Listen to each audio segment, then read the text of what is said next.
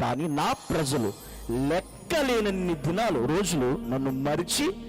దేవుడు ఎంత వేదనతో ఈ మాట చెప్తున్నాడంటే, నిజంగానే క్రైస్తుడు దేవుడు మన జీవితంలో అద్భుతాలు చేస్తాడు. ప్రభా నాకు కష్టం వచ్చిందంటే నిన్ను విడిపిస్తున్నాడు. ప్రభా నేను బలహీనురాలంటే బలపరుస్తున్నాడు. ప్రభా నా కుమారుడు విషయంలో ఉద్యోగం దయచేంటే ఉద్యోగం ఇస్తున్నాడు. ప్రభా నా కుమార్తెను దీవించంటే దీవిస్తున్నాడు. నా కుమార్తె వివాహం జరిగిన ఎన్ని దేవుడు నీ జీవితంలో చేసుకుంటూ వస్తున్నా, అలా చేసిన దేవుని గనక నీ జీవితంలో మర్చిపోయి బ్రతికే రోజు గనక నీ జీవితంలో రాకుండా జాగ్రత్త పడు. కానీ దేవుడు అంటాడు తన ప్రజలంట, ఒక పెళ్లి కుమార్తెందండి, పెళ్లికి రెడీ చేస్తున్నారు, పెళ్లికి సిద్ధపడుతుంది, రెడీ చేస్తున్నారు. పెళ్లికి రెడీ ఆమెకి వడ్డాను మర్చిపోతారా?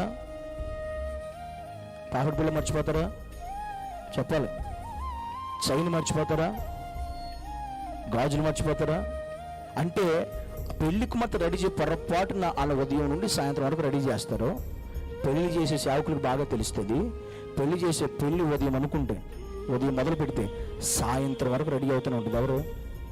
పెళ్లి కూతురు. ఎందుకంటే ఆమెకి ఏది మిస్ అయినా కొంత దూరం వచ్చి మళ్ళీ వెనక్కి తీసుకొచ్చి పెడతారు. అది అంటే పెండ్లి కుమార్తె వడ్డాను మర్చిపోదో, ఏదైనా ఆభరణం పెట్టుకోవడం మర్చిపోదో. కానీ నా ప్రజలు లెక్కలేని దినాలు నన్ను మర్చిపోయారు. అంటే దేవుడు చేసిన మేలు పొందుకుని కూడా, దేవుని కార్యాలు అనుభవిస్తూ కూడా దేవుని సన్నిధి మర్చిపోయి బతుకుతున్నటువంటి క్రైస్తువులు ఉన్నారు.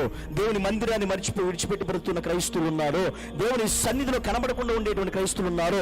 ఒక ఆదివారం ఏంటి, ఒక శుక్రవారం ఏంటి, ఒక ఉపవాస కూతుళ్ళు కనపడరు, ఒక సిద్ధపాటు కొడుకులు కనపడరు, ఒక ఉద్యోగ కొడుకులు కనపడరు, ఒక మీటింగ్లో కనపడరు, రక్షణ కొడుకులు కనపడరు. వీళ్ళంతా ఎవరు ఏమైపోయారంటే దేవుని మరచి బ్రతికే ప్రజలు వీళ్ళందరూ కూడా. వాళ్ళ జీవితంలో దేవుడు అనేక మేలు చేశాడు, అనేక అద్భుతాలు చేశారు. కానీ ఈరోజు దేవుని మరచి బ్రతుకుతున్నారే, ఇది చాలా ఘోరమైన పరిస్థితి. అందుకే దేవుడు అన్నారు, నా ప్రజలను అనేక లెక్కలేని సార్లు మర్చిపోయి బతుకుతున్నారు. కానీ మీరు దేవుని మరచి బ్రతకకుండా జాగ్రత్త